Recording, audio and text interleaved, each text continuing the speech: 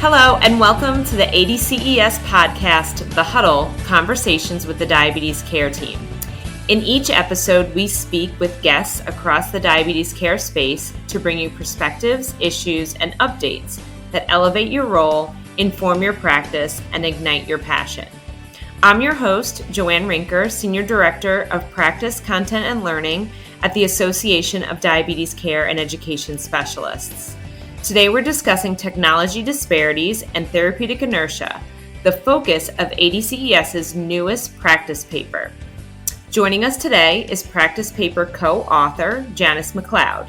She's here to discuss some of the findings the work group uncovered when researching these topics and some of the action steps that members of the diabetes care team can take to address these issues. To explore these topics further, you can read the full paper in the September issue of ADCES in Practice, or you can find a link in our show notes. Janice, welcome to the Huddle. Thank you so much, Joanne. To kick us off, can you tell us a little bit about why you and the co-authors had chosen to write this paper? So it started out with the Diabetes Technology Work Group, and we had been meeting, and an important topic emerged on diabetes technology disparities. And as we realized the importance of this topic, a subgroup on diabetes tech disparities was formed, and we began work on what ultimately became this publication that you just mentioned, as well as a call to action. So as the group was discussing, we realized that the recently adopted Identify, Configure, Collaborate technology-enabled framework, if truly integrated into practice, was a potential solution to help address tech disparities, as well as address another important problem that's critical to ADCES members, and that's this problem of therapeutic inertia, that failure to appropriately make adjustments in the care plan when standards would indicate it's time to do so. So in the spirit of being solution oriented, being a problem solver, we decided to issue this call to action. And, interestingly enough, the diabetes care and education specialists can use this technology-enabled framework as a launching pad or a vehicle for communicating the value of their services and in showcasing their expertise in diabetes technology and in person-centered care. So this becomes, we hope, a win-win. I love it. You talked about so many different things, and I want to unpack them a little bit. The first one is the ICC framework. Can you talk a little bit about what that is? Absolutely. This model was developed based on early work in diabetes digital health. And another important thing I want to point out is that shared or informed decision-making is critical at every stage or pillar of this framework. And there are 3 pillars. So the first pillar is the identify pillar. And this is where we help every, and I do underscore every person with diabetes, understand their options when it comes to diabetes technology, help them make informed decisions about what technology tools might be best for them. And for this, we have developed a diabetes technology conversation starter or decision tool to help facilitate this discussion. So having this conversation with every person with diabetes should be a standard of care. So in the paper, we actually share some examples of barriers that you might encounter in having this conversation, trying to identify the right tools. For example, if a patient does not have coverage for a particular technology, it's important that we as diabetes care and education specialists understand that most, if not all, of the diabetes technology companies offer access programs to help people with no or inadequate coverage to start or stay on a therapy or a technology. Then next is the configure pillar. And here is where we recognize as diabetes care and education specialists, it's not enough to just sort of hand out tools to people and just assume they're going to take them and run and know what to do. That is just not the case. It's really important that we help people get off to a strong start with their chosen technology tools. Our tech disparity subgroup felt so passionate about this, and I think you're going to see that come through in the paper. So what do we mean by this? Well, this is helping them configure their chosen technology tools to best match their care plan, their lifestyle, their schedule, their routine, all of those things. So it really works for them, and they're not having to work against the technology tool, but the tool is working with them. So, for instance, with smart insulin delivery, such as a smart insulin pump or a smart insulin pen, an example of configuring steps that would need to be taken is providing that individual with their own personalized insulin therapy settings and helping make sure their schedule's set up appropriately. And then it all works together better for them. The other thing that I've really discovered is it's so helpful to talk with the individual about how they're going to actually use this tool in their day-to-day daily diabetes self-care. Give them specific examples. For instance, let's say Mr. Smith, you say, Mr. Smith, I know you've often told me that you struggle to know whether or not you took a dose or not. Well, now with the technology tool, you're going to be able to actually look at your app and know exactly when you took your last dose and how much. So that's just an example of talking through examples with people so that they know and can think about how this is going to work for them specifically. The other thing is that's so important here is so often it's not so much that people need so much help with the technology tools, but they need the diabetes care and education that surrounds that use of that tool to help them be successful. So I think a big barrier here can be access to the diabetes care and education specialists. So how can we work to make sure people with diabetes have access to our services? I think is going to be so important for this particular step. The third pillar then is collaborate, and that is the ongoing use of the resulting data in partnership with the patient to both assess the care plan and address any barriers to following it so we can just see, is Mr. Smith actually taking his insulin or not? And if not, let's talk about why. There might be a barrier we can overcome. But then also, if he is taking his insulin, let's assess and see how well that regimen's working for him and make the incremental adjustments in his insulin regimen or other aspects of his care plan that might be needed. So the collaborate pillar, I think, is everyone's favorite in a lot of ways, but we can't collaborate with patients with data if we haven't done steps 1 and 2. So really important that we do that. And shared decision-making is really critical at all of the stages to get that buy-in. And the diabetes care and education specialist is uniquely qualified in using this approach of shared decision-making, recognizing that while, yes, our job is to bring our expertise, our clinical expertise, our clinical experience, our knowledge of the standards and the evidence and so forth, we recognize there's another expert in the room, and that is that person with diabetes who is the expert in themselves and their life with diabetes. And so it's where that overlaps. I think of that as a Venn diagram, and where those circles overlap right in the center, that's where we're going to find our answers. That's where the magic happens. That's where the solutions will be found. And so ultimately, if we're using shared decision-making with each pillar, then that helps us find those solutions and helps that patient have the tools and so forth that they will need. Now, a barrier that could happen when the individual is trying to share their data with you could be lack of internet access to allow sharing of data reports, or, maybe the person with diabetes has concerns about sharing data with others. So it's important to have this discussion beforehand to agree on a plan for how and when to share data and how we're going to use that data together in partnership. Thank you so much for that explanation, because I think that'll really help people to kind of figure out how they can actually implement this in practice.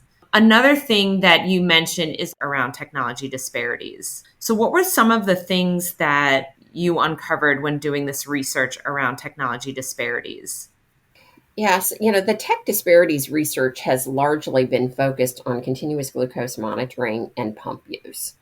And we know there's other technologies as well, but that's where the research is today. And while we know the diabetes prevalence of both type 1 and type 2 diabetes is higher in Native American, Hispanic, and Black populations compared to white populations, it turns out that Black Americans, for example, are 3 times less likely to use an insulin pump, and Black and Hispanic Americans are 2 times less likely to use a continuous glucose monitoring device. And so, why is that? And we know it's not just access, because we see these same sort of disparities even where there is coverage for these tools, for instance, in a VA setting. So really interesting. And a lot of individuals are exploring that and trying to understand that. And so we wanted to say, okay, we recognize there are disparities, but how can we begin right now to address those issues? And we're hopeful that this call to action and this article and implementing and integrating these technology tools into practice in this shared decision-making sort of format will be a way that will help us even just be more aware ourselves of what is my role in all of this, and how, what am I doing to assure I'm helping people make informed choices, and thinking through and understanding what their options actually even are.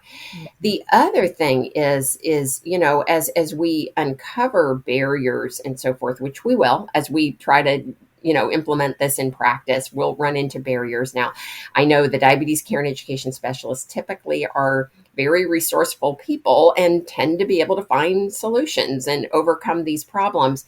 So we really want to hear about your experiences as you work to integrate these tools into clinical practice, and any barriers that you encounter, how you solve those barriers if you were able to. But then maybe if there are bigger barriers, maybe more systemic barriers that are bigger than even your health system, that we learn about those too. And ADCES and their advocacy initiatives and so forth they have underway are actually good ways for us to begin to maybe think about how can we address those together, or reach out to other organizations as well. So I know we included some ideas for the DCES to interact with ADCES and our advocacy efforts, as well as part of the paper. So I would really encourage people to check that out, because we recognize there are going to be barriers. Let's understand what they are. Let's try to address them. And if they're bigger, then let's work together to try to figure out, are there some solutions we could bring? Okay. And then in relation to the technology and disparities, where are you seeing some places where therapeutic inertia is existing? Yeah, therapeutic inertia, often when people use that term, they're thinking more around medicines and they're thinking about insulin. And because diabetes it's a chronic condition that affects really all aspects of life, there's really no aspects of diabetes care and self-management that I think are not appropriate to think about when we're thinking about therapeutic inertia. So there can be therapeutic inertia when it comes to even choosing technology tools or offering technology tools, or optimal use of these technology tools, using the data. And I think, a big barrier to optimizing diabetes care is lack of data. When we can bring technology tools to patients, connected devices that just are collecting data, and the patient's able to share that data with the care team, and then using that data to help inform what we do next, particularly if we collaborate and use that data together in partnership, can really help us move the needle, I believe, in addressing any and all aspects of therapeutic inertia. But having data changes the conversation that we have with patients. It becomes way more collaborative and less interrogative. Because think about it, if you don't have data, what do? You spend the first number of minutes of your time with that person asking them all these sorts of questions that can feel a little bit like an interrogation. And if instead I already have all that information, now, guess what? The conversation becomes about that person with diabetes and any problems and barriers that they're having, and we can work together to solve those problems and help that patient get unstuck and move forward in their care. So that's perfect, because as you're talking, I'm thinking that the diabetes care and education specialist is going to be talking to the person with diabetes, but they're also going to be using that data to be that person's advocate when having conversations with their provider. So it brings us to our next question, which is, what is the role of the diabetes care and education specialist in all this? What can they do to address some of these issues that we've talked about so far?